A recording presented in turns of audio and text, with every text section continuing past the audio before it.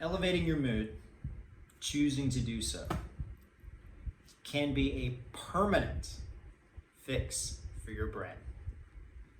So yeah, why don't we go ahead and do that? This is part 2 of a 3-part series in how to take control of your energy during your day and actually make lasting changes to your experience. What I like about this topic is that you can practice it all the time, and the results are almost instantaneous, which is cool. Because usually you have to work on the habit for days and days on end, 21 days, 42 days, longer and longer to actually get it to where you have a practice, etc. But the cool thing about all of these habits that we're practicing, the skills that we're practicing, you can actually feel how they affect you almost instantaneous. So let me do a quick review of part 1, which was basically you take control of your experience, you adjust and manage your energy levels by having a really rock solid morning routine.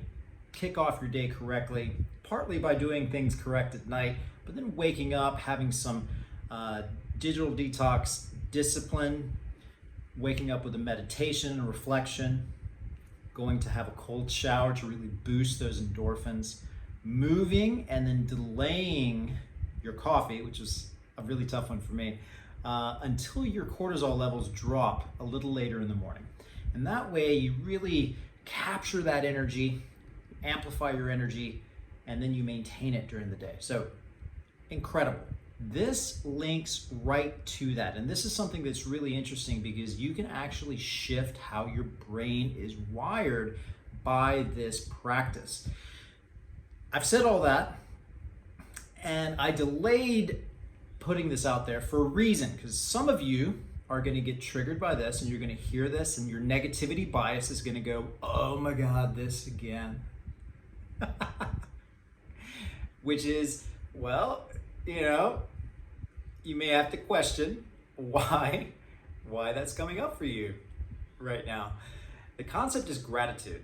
And the practice for me, functionally, what I do is I practice gratitude in the morning as part of my reflection. We didn't add that last time because I'm adding it now.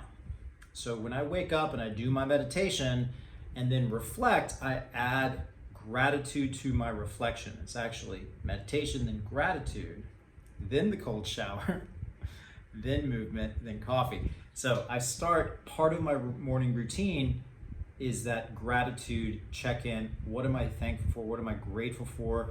What do I like about myself even? That's a tricky one. And then what are you looking forward to in the day, right? So basically gratitude check-in in the morning. I actually practice gratitude 2 other times a day and I build it into my schedule. And you might think, wow, that's really kind of overkill.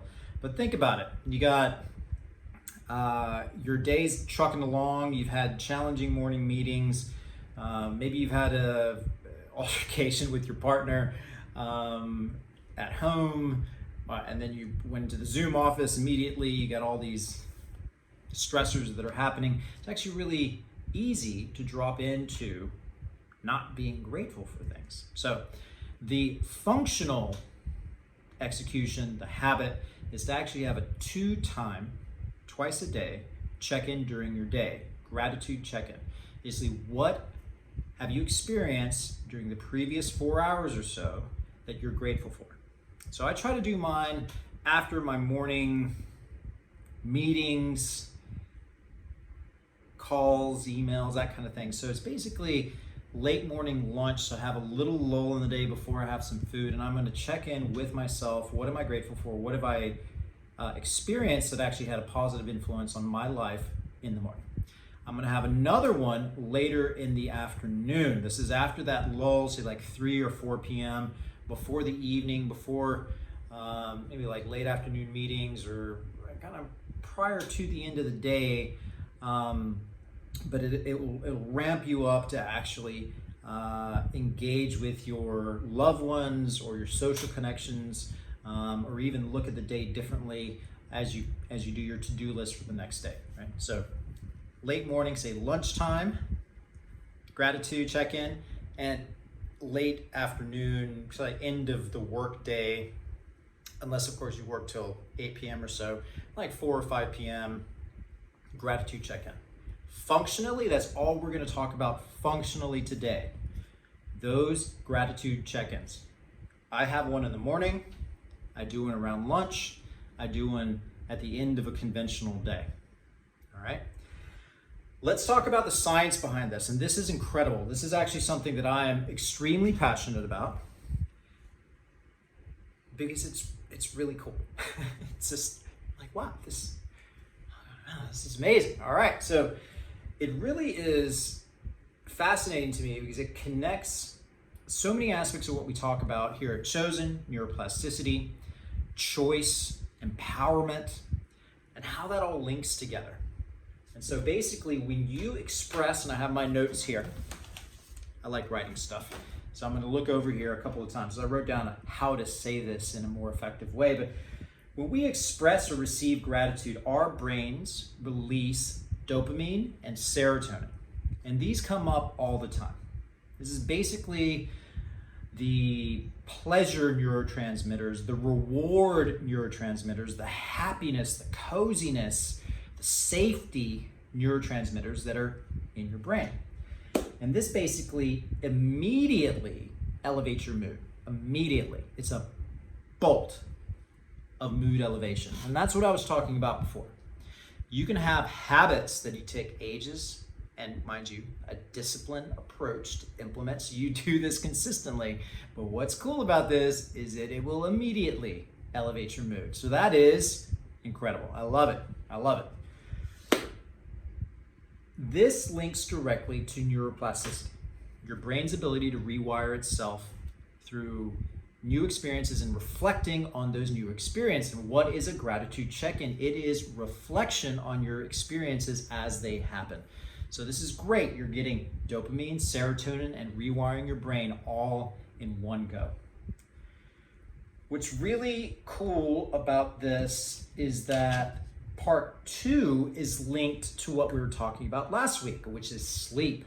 Now, gratitude actually activates this part of your brain that is responsible for all kinds of bodily functions, including sleep. It is the hypothalamus. Now, hypothalamic regulation triggered by gratitude actually helps us get deeper and healthier sleep.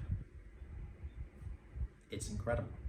So when you have that check-in in the morning, you have that check-in around lunch, check-in in the middle of the day, it is part of this entire process that you yourself are working with the regions of the brain that are responsible for you just having a generally pleasant and badass experience in life. All right? So hypothalamic regulation triggered by gratitude gets us deeper and healthier sleep. Now, number 3, stress. I can't say enough about this, but we can make sure not to have this video go too long, but by expressing and receiving gratitude, you actually reduce your cortisol level. And in general, what this does, it actually helps us reframe our experience so that we handle stress better. And that has long-lasting effects. You see how all these things are related. That relates directly to neuroplasticity. You're actually rewiring your brain for your experience to be more positive, more grateful. And this is all linked to the fact that you're actually activating the reward centers of your brain. And this helps with 2 things. Optimal functioning of your immune system and long-lasting changes to your neural pathways, to your neural net, to your brain itself, to have a more positive, more grateful existence. So, keeping it short today, that's what we're talking about, gratitude. You wake up, integrate it after you've meditated, before that cold shower. It's gonna elevate your mood. You're gonna have instant feedback in your system when you do this later in the day, around lunch, the end of the workday, and it'll actually boost your experience. And then later it gets you better sleep, help you manage your stress, and then redefine your existence in a more positive, long-lasting way. John Stanton, co-founder Chōsen, checking out on part 2 of the energy boosting series. Can't wait till part 3 comes out next week. Have a wonderful day. Bye now.